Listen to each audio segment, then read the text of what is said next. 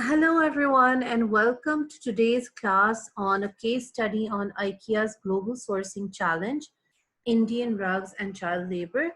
This case study has been published by Harvard Business School, and it was published in November 14th, 2006.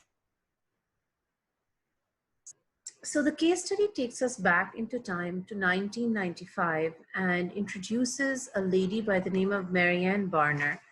And Marianne was a business area manager at IKEA, and she had been in this job for the last 2 years.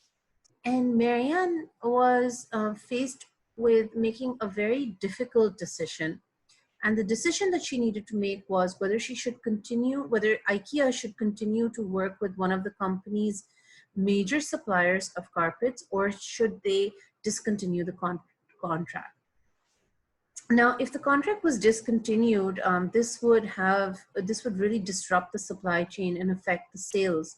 But the issue was that in the recent past, a German television had done an investigative report, and in that report, it was what IKEA was highlighted, and IKEA's relationship with a supplier in who was using child labor in production was shown. And so this was very bad publicity for the company. And, the child labor production was shown, the child labor was actually making rugs for IKEA. And so this was a really sort of a startling situation for IKEA, because they had specifically mentioned in the contract with the supplier that child labor was not to be used in the making of any carpets, but the supplier had still gone ahead and used child labor. So IKEA was really disturbed by this situation, and Marianne was one of the key people assigned to figure out what IKEA should do. So, Marianne felt that, there were so many questions that came to mind, and she was wondering whether carpets in itself, should the company just stop selling carpets altogether. Should she work with other people in the industry, other people who are facing similar issues, and come up with an industry-wide response? Or should she partner with some Indian NGOs, manufacturers, importers, and just use the Rugmark label? And so the Rugmark label is a label that was being put on carpets that were being made in India, and they were certifying that no child labor was used in the making of these of carpets. And so there were just a lot of different things that she was considering. And so Indian rugs per se accounted for a tiny part of IKEA's business. And so the question was, how much time, cost, reputational risk should the company continue to take by offering these products? So these were some of the key questions that Marianne was really thinking about. Now, so this is basically the beginning of the case study. And, as we can see up till this point, IKEA was in a little bit of a messy situation. And now the case actually takes us back into time and takes us through the whole journey of how IKEA was made right from the beginning. And so how this small business became a huge global company. The case study starts describing that. So in order to really understand IKEA, it's very important to understand the philosophy of the founder, Ingvar Kamprad. And when this business started, it was started in Sweden, and it was started by Kamprad, who was just 17 years old when he started the business. And what he did was When he started the business, he called it IKEA, and he basically just bought a, he worked from his kitchen farm. So he was living on a farm, and he worked from the kitchen. And what he did was he went to the market, and on for very cheap prices, he bought, fountain pens, cigarette lighters, binders, and he then made these ads for these products and sent them around, and he would take mail orders. And so he would send these pictures of these items to various people, and if anybody sent him any interest in buying any of the products through a mail order, he would receive the mail order and then dispatch the goods. So it's just started off with, by him going to the local shopkeepers, buying some products and selling them through mail orders. And so that was how the business began. Now, what happened was eventually in 1948, Kampar decided to add a couple more products. One of them, namely, especially, he started adding furniture to the products that he was offering to his customers. And when he did this, he saw immediate success. And, since furniture was a bigger ticket item, and he was getting a lot of traction and a lot of interest from customers, he decided to stop selling the small ticket items and focus on selling furniture. Now, in order to basically reduce the number of returned items, because again, he was just sending photos, using, working through mail orders. A lot of people would sometimes give a mail order, but many times once they received the furniture, they decided they didn't like it. It looked different from the photograph, for example. That may be one of the reasons. And they decided to return the items to Campart. And so he faced a little bit of a challenge, on how to deal with this situation. And so what Campart did was that he opened a display store in the village that he lived in. And this basically allowed customers to come and look at the goods before they were buying the goods. And this became a huge success. And so, people would come from really far distances. In certain cases, people would travel up to 7 hours, just to come to have a look at the furniture in his store. And he immediately stopped selling goods through mail orders. His idea was to basically create a better life for customers. So while he was doing, he was buying this furniture to sell to other goods. So he wasn't manufacturing anything. He was buying furnitures from certain suppliers and then offering it to customers. But his idea right from the beginning was to create a better life for customers. And so anyhow, while he was selling goods in the store, he also started he began using a methodology where he would, use a catalog. So he would make a catalog of all the goods that he had, that he was offering to customers. And he would send these catalogs to a lot of people in the vicinity, and then he would invite them to visit his store.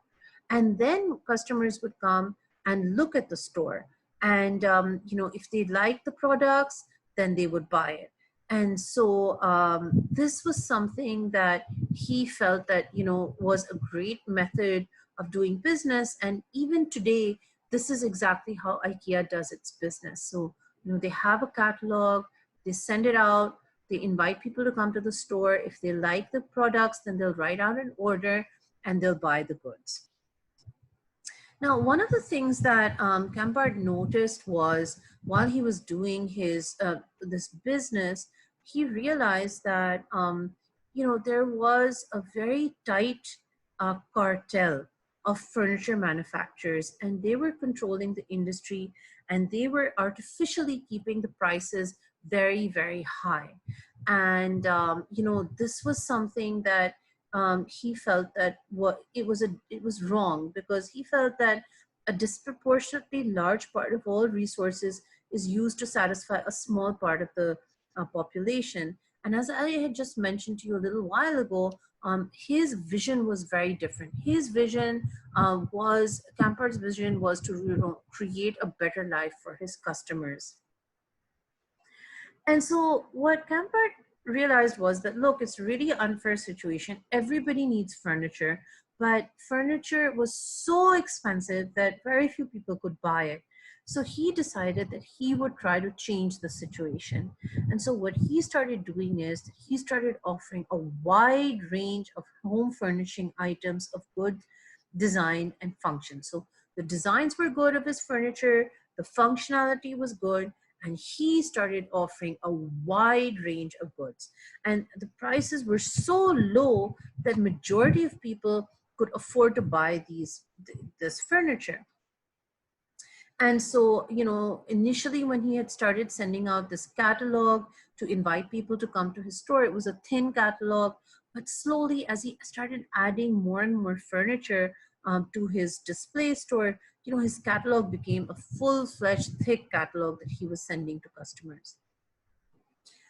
In 1953, Campard did something that was a bit unusual, and nobody else was really doing this at the time. He started making furniture that people could assemble at home. So, if people would come to his store, they would look at a fully assembled chair, they would really like it and place an order. And what Campard would then do is he wouldn't give them the assembled chair. He would actually give them all the parts of the chair. He would include, all the nails and any other small equipment that's needed to assemble the chair. He would put it together in a packet and he would send it with the customers. And this was known as the knockdown concept. And this actually helped save a lot of cost for Campard, because there was less storage cost, less transportation cost. But Campard didn't just get greedy and keep all of this money for himself.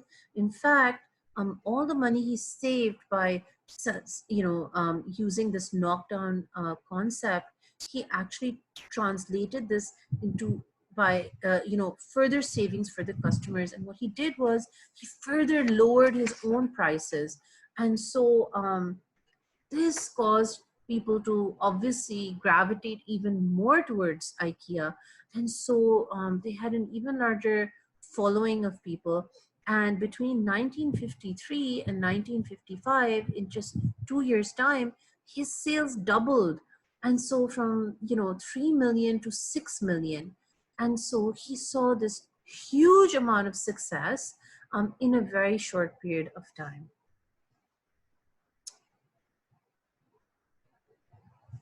Next, I'm going to talk a little bit about, the case study talks a little bit about managing suppliers and developing sourcing principle. So the case study starts explaining exactly how, Campard would work with suppliers, what his sourcing principles were, who he would buy from. And again, it's very interesting because on the slide, Poland is mentioned, and IKEA is a Swedish company. So why is Poland mentioned on the slide? We'll learn a little bit about that as we move forward in the case study.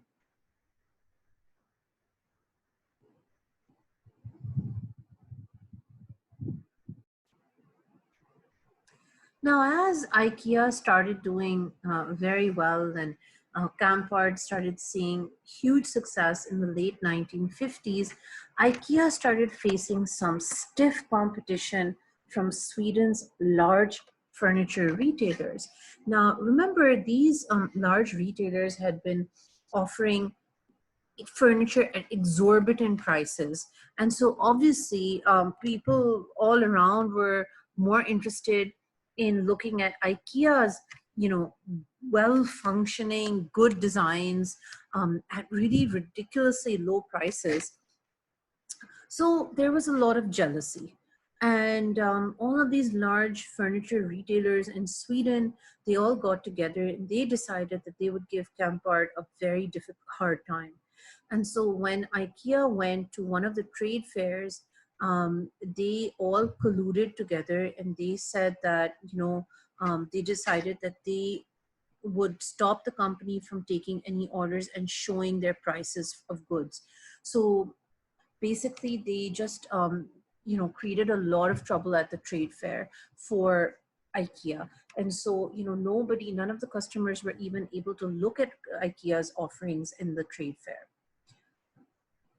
Now not only this, but IKEA actually, what the because of jealousy and all of these factors, the cartel also pressurized all manufacturers not to sell any of their furniture to IKEA. And the few companies that were willing to sell to IKEA, they would make their deliveries in the middle of the night, and they would have unmarked vans, and just to try and send their goods to IKEA. So this became a very difficult situation for IKEA. And in general, Campard realized that he really wouldn't be able to meet the customer's demand. So Campard became very frustrated because he really, nobody in the furniture world was really willing to work with him, because of this big cartel, and they were really behaving very unfair with Campard. So instead of giving up, he decided to look abroad for other sources from whom he could buy furniture. And so what happened is in 1961, Campart decided to make a contract with a furniture factory in Poland. And at that time, Poland was still a communist country, and it was in the Eastern Communist Bloc. And obviously, at that time, Poland wasn't necessarily doing very well. But Campart still decided to go ahead and work with the company in Poland. And so, in order to ensure quality, what he did was that he told them that he gave them a lot of know-how, he taught them various processes, he provided a lot of machinery to the new suppliers in Poland, and he in fact taught the factory that he was working with and other factories as well that he decided to work with in Poland. He taught a lot of them a lot about the furniture industry, and this actually helped revitalize Poland's entire furniture industry. Eventually, in a short period of time, Poland became IKEA's largest source for furniture, and they were ready to offer and make furniture for IKEA at even lower prices that Campard had been offering, getting in Sweden. And this allowed Campard to further reduce his products' prices. And IKEA adopted a general procurement principle that instead of owning manufacturing ever, he will develop close ties and support suppliers in long-term relationships. So, again, Campard realized that, look, his expertise was not necessarily in manufacturing. He really didn't want to get into the whole manufacturing business, but he had a very nice relationship with all of the suppliers. He went out of his way to help suppliers. And IKEA made loans to its suppliers at reasonable rates when needed. And he, in certain situations, even went ahead and told the companies that, look, you know what, you don't need to worry about repayment of goods, the loans that I've made to you. In fact, you can just make future shipments to me. And when you make those future shipments, then we'll just adjust the loans. So, this became a very good situation for the suppliers and for Campard. Now, it wasn't, just because Campard was being extremely nice with the suppliers, didn't mean that they took him for a ride. I mean, they paid back in a big way. They realized that they had to remain competitive. They had to, in order to keep their contract going with IKEA. And so, this was something that they also went above and beyond to really deliver IKEA the very best at very low prices. So IKEA had another very interesting way of working with suppliers. Whenever IKEA was looking for new sources or new suppliers, IKEA actually would look for companies that had extra excess inventory of goods, and they were in a situation where they didn't know what to do with the excess inventory, and they would approach those companies. And especially companies that say that were seasonal manufacturers and they had off season capacity, and they would sort of work with them and absorb a lot of the extra goods that they had lying around.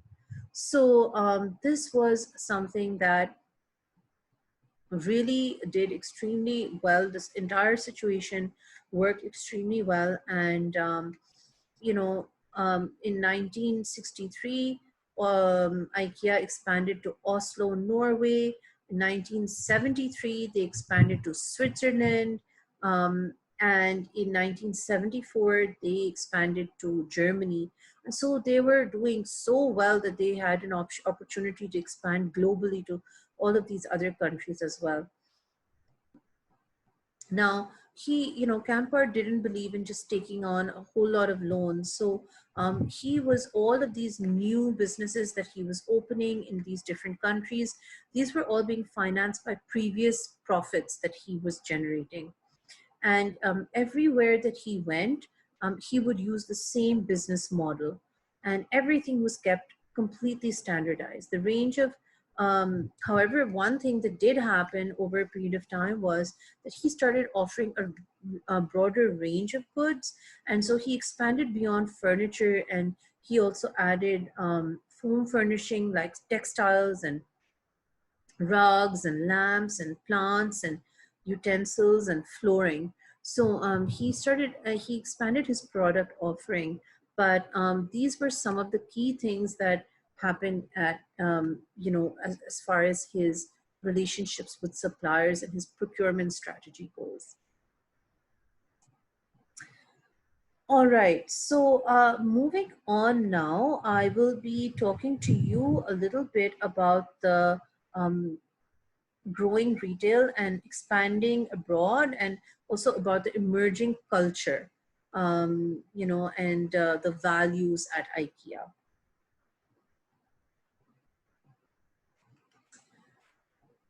Um, these couple of slides again, they really speak to what I just mentioned a little earlier about IKEA's expansion. And here you can see in Exhibit 1, the number of stores in 1954 were 0, went to 2 in 1964. By 1974, they had 9, 84, they had 52. And by 1994, they had 114 stores.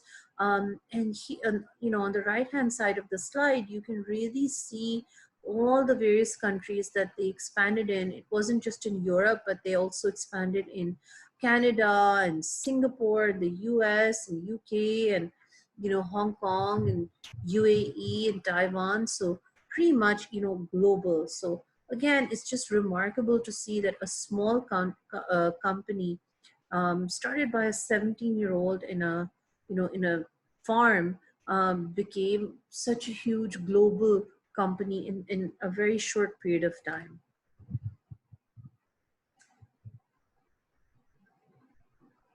Okay, again, these slides really speak to a lot of what I had just mentioned.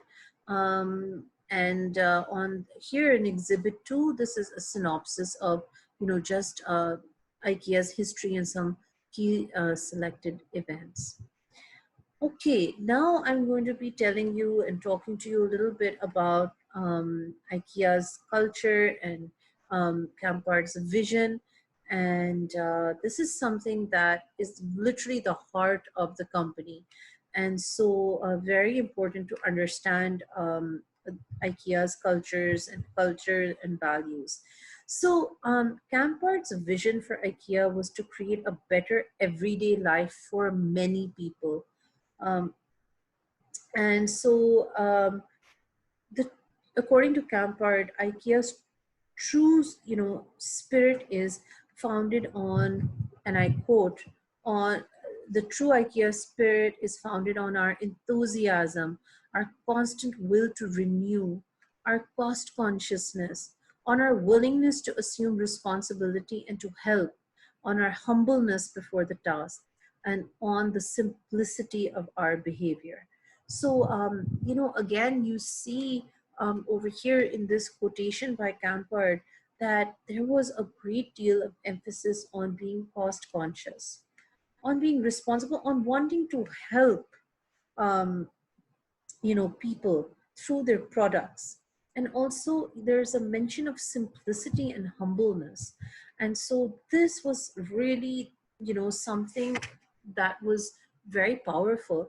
Another thing that he starts off with is enthusiasm, and that enthusiasm to build something new for customers is something that is, you can see it in IKEA. It's very, very evident. The company in general would always operated it very informally, um, but at the same time there was a very relaxed kind of a atmosphere, one could say, in the company. But that didn't mean that everybody was just wasting their time or lazy. Instead, everybody in the organization had very high self-imposed standards, and there was a lot of pressure on people to perform very well. Another thing was that there was not much bureaucracy in the company, and they, in fact, had anti-bureaucrat week every year, and in which they required all their managers to spend some time in a store in order to reestablish contact with the frontline consumer. And so the whole idea was that everybody very humble. It's not as if managers and salespeople should be kept separate. In fact, managers were asked to be salespeople for a week every year. One of the things that was very considered very important in IKEA was that there should, Campert felt that there should be no wastage of resources. And he felt that wastage of resources is a mortal sin. He, especially as far as travel cost goes, he really believed in keeping travel costs very low. Um, and there was no such thing as traveling, first class. In one situation, there was, it's mentioned in the case study, one of the employees had a very important business meeting and there were no seats in economy. And so he went to Campard and asked or requested if he could get a first class ticket to go. And this was a manager level. And Campard said absolutely no. And that, he said that, it would be better if the manager went by car, but there was absolutely no way he would allow anybody to travel first class. Another thing that was considered very important at IKEA was there was a lot of emphasis on creativity, and creativity was very highly rewarded. IKEA had ambassadors in the company that were assigned to key positions, and these ambassadors would go into very key positions and they would basically spread the company's philosophy and act as role models. In 1986, Campard actually decided to step down from his position as CEO, and one of his personal assistants, Anders Moberg, became the CEO of the company. However, he did continue to stay very much involved in the company, and he remained a self-appointed guardian. So here in this exhibit, this is basically 9 key points or cornerstones that IKEA really considered to be the basis of its culture. And I would strongly suggest that you go ahead and read a little bit about these, because it's quite fascinating, to see exactly what the culture was. And it's also interesting because this culture was, it really gave, Campard's vision was able to really infiltrate through the entire company through this vision and this philosophy. And and that, I feel personally, I feel that that was one of the big driving forces that propelled IKEA to become as successful and as it has become today.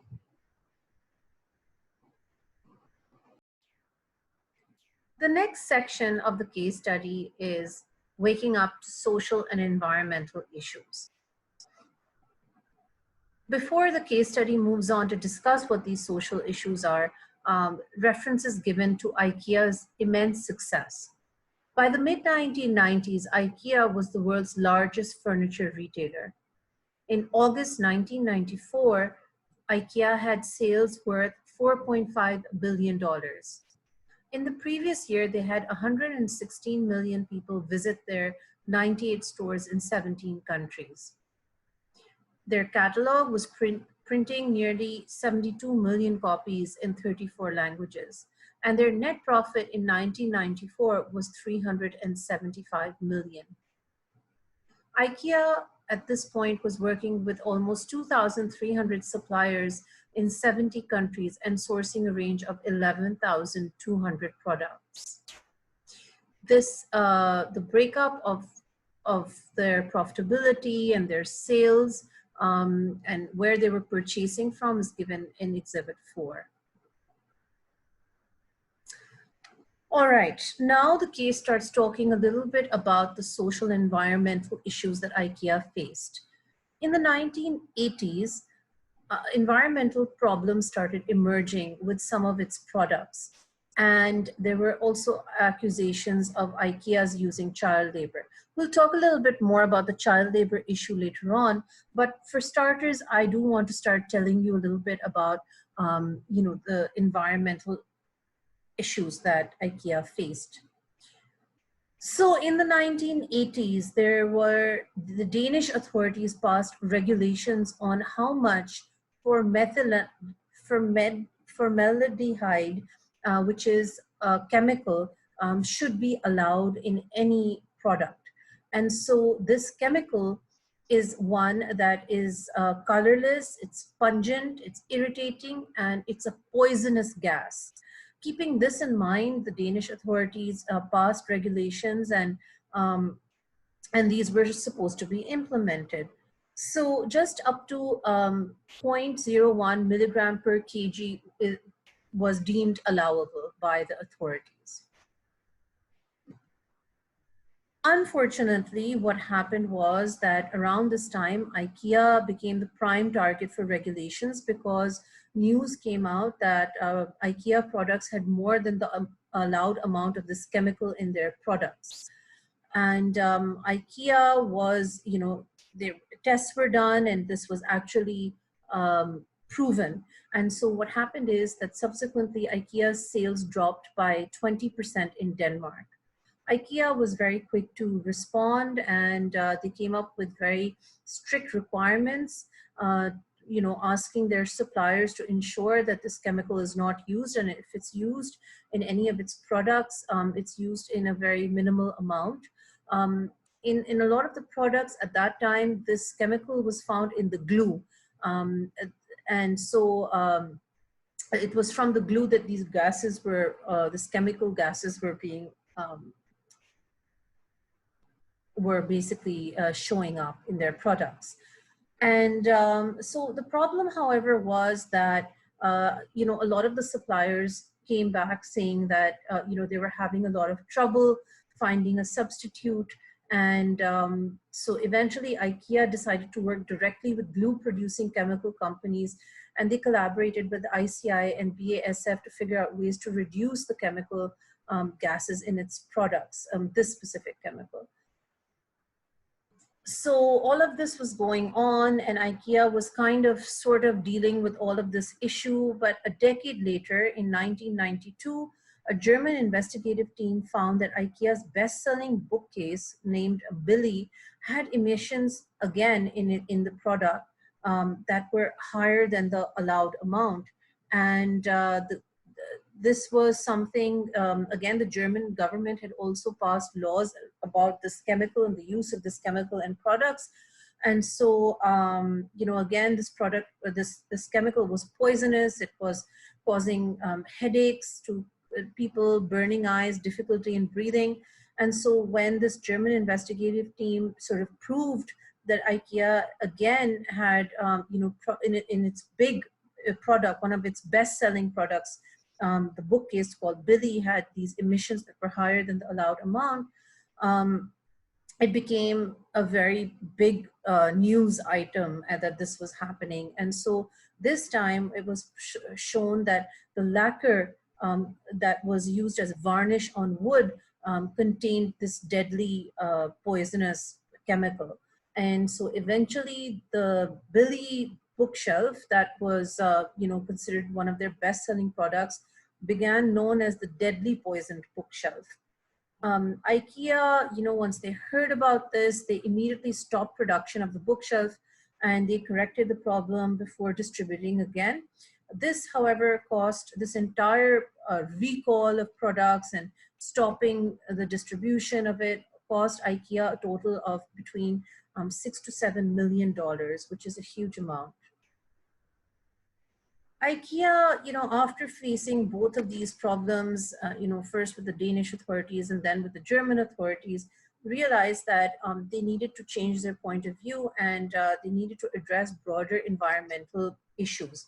And so they, for example, started looking at forestry, and they started looking at, where their wood was being procured from, that was being used in their products. They really didn't want to get in any other trouble, especially, environmental related trouble. And so they basically established a policy of not accepting timber, veneer, plywood, a decorative layer of fine wood from, any forests or forests that had high conservation value. So this was basically a more proactive approach they decided to keep as compared to a reactive approach. And so IKEA took on a pretty big task of really tracing all the wood that was being used in its products to its source.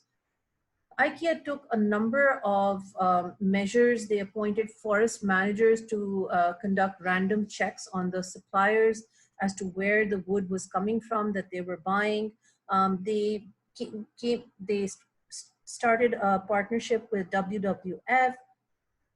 They got into numerous projects on global conservation. They funded a global forest watch program, and they also engaged in an ongoing dialogue with the Greenpeace of Forestry. So long story short, IKEA really took all of these environmental issues very seriously and took corrective action to try and ensure that, number one, the issues were resolved, and secondly, such issues didn't come up in the future.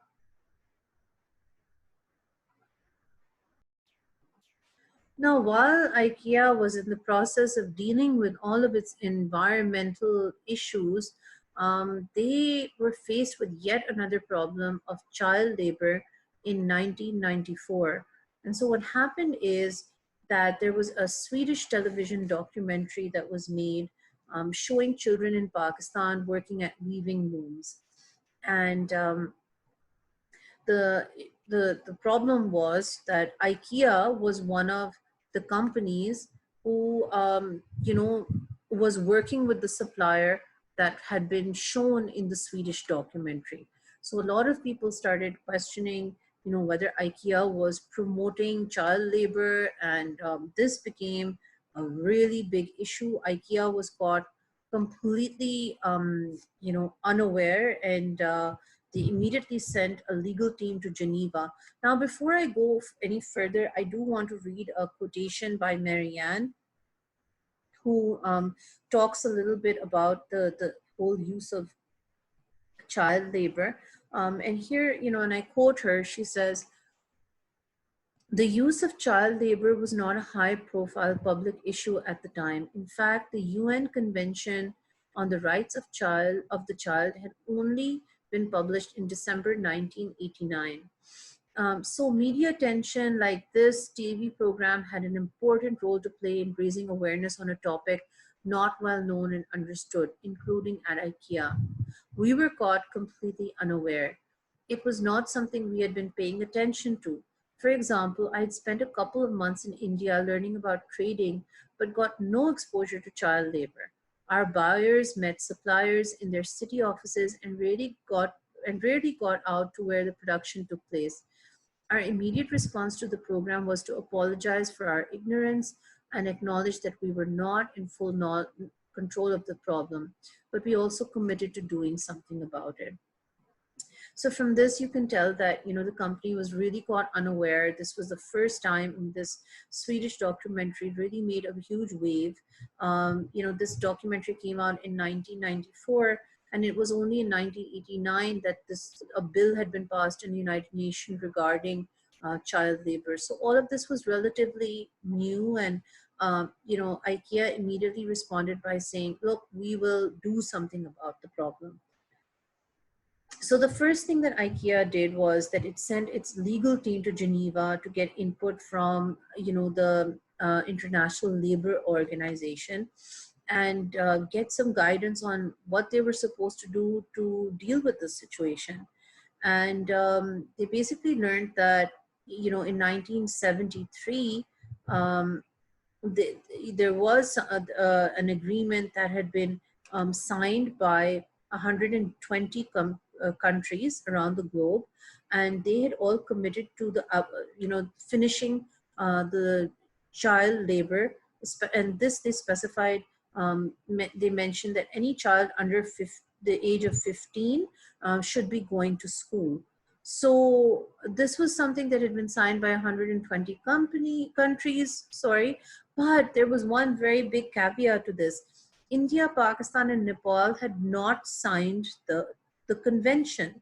So, this whole United Nations route would not necessarily work to resolve the issue. So in order to, come up with a solution, IKEA decided to add a black and white clause to all of its contracts, saying specifically that if any supplier were to employ children in the manufacturing of the goods that they were selling to IKEA, then immediately IKEA would cancel the contract. Also, IKEA immediately they hired third-party agents to go and check whether or not child labor was being used in any of the factories that were located in India and Pakistan. And they also decided that they would be doing regular audits. In various, in both of these countries with any of the suppliers that they were working with. So as far as child labor goes, it's very hard to come by hard data, but still the case study does mention some key facts. In India in 1991, there were 11.3 million children under the age of 15 that were working. And, it's estimated that in India, there are about, between 60 million to 150 million child laborers, and 200 child laborers work in the carpet industry. It's also mentioned that some children are basically slaves. They're involved in something called bonded labor, and this is basically slavery in order to pay off their parents' debt. And what happens is that the debt, the parents take, they basically send their children to, help them pay off the debt. But the problem is that because the interest rate is very high on the debt, it takes many, many years of servitude and sort of bonded labor for these children to pay off the debt.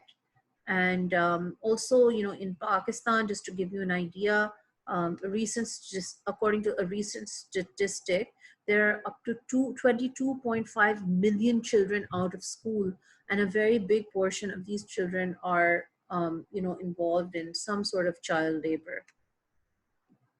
The government of India was, interested. They did have take some action towards finishing bonded, slavery kind of child labor. And they basically said that, they thought that this was wrong and something should be done about it. But the other kind of child labor, they said, they really didn't have any strict rules about that. And they said that, some people felt that perhaps it was okay because the children were usually working under supervision. But the critics and people who were against child labor felt that this was absolutely wrong. And children, one of the fundamental rights of any child is that they should be sent to school. And this is something that, so that they have an opportunity to break free from the vicious cycle of poverty. So, I mean, this was in general a very deeply embedded problem. And, when IKEA sent a team to India and Pakistan to speak to NGOs and politicians and activists and unions, they really tried to understand the ground realities. One of the things that, um, they really learned about was that there was an organization in India by the name of Rugmark Foundation. And this Rugmark Foundation had been made, it's a, kind of a non-profit organization. It was made through the Indo-German Export Council. And this council worked with key Indian carpet manufacturers and exporters, and basically Indian NGOs. And the whole idea of this foundation was to develop a label that was put on carpets to certify that the hand knotted carpets were made without child labor.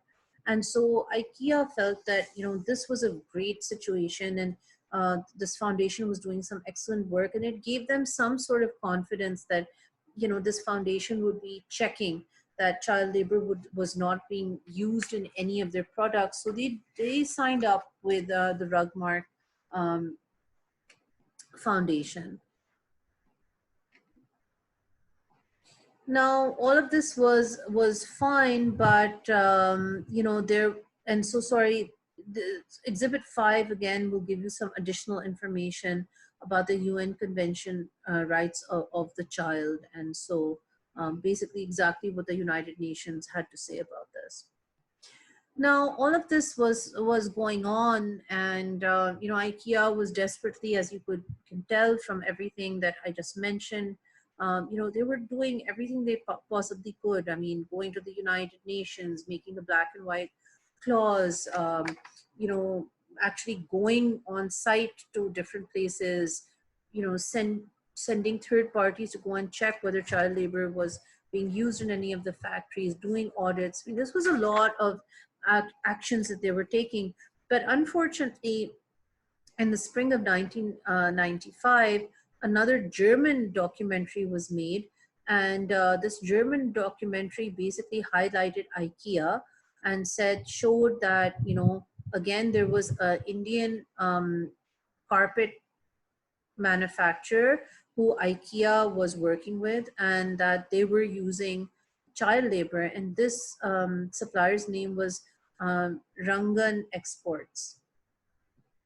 And so IKEA was very upset about this because they had specifically mentioned, in their black and white clause that none of their suppliers should use child labor, but this company still went ahead and used child labor. And so the filmmaker said, I invited IKEA to have a discussion, and IKEA had to really decide whether or not they wanted to be part of this discussion.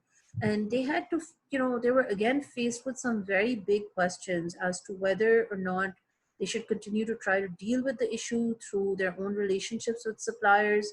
Should they just stop working with suppliers in these countries? Should they discontinue making carpets? All of these kind of questions.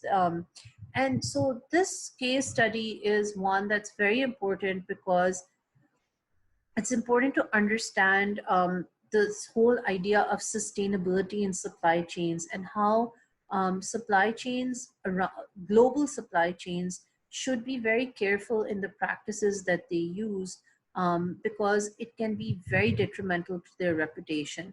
A huge company like IKEA also was grappling and trying to really understand what to do about these kind of sustainability issues, but these have become extremely important for companies to look out for and to have a very proactive approach and to deal with upfront. And so this is sustainability in global supply chains is a very important issue. And this is an issue that all large global companies are looking at very seriously. They expect a lot of transparency in their supply chains, and there is no room for any unethical sort of practices throughout their supply chains. Because one wrong practice can be highlighted in a documentary, as has been mentioned in this case study, and it can cause significant backlash to the company. So with that, hope you enjoyed this case study, and I hope you learned a lot about supply chain sustainability through this case study. Thank you very much.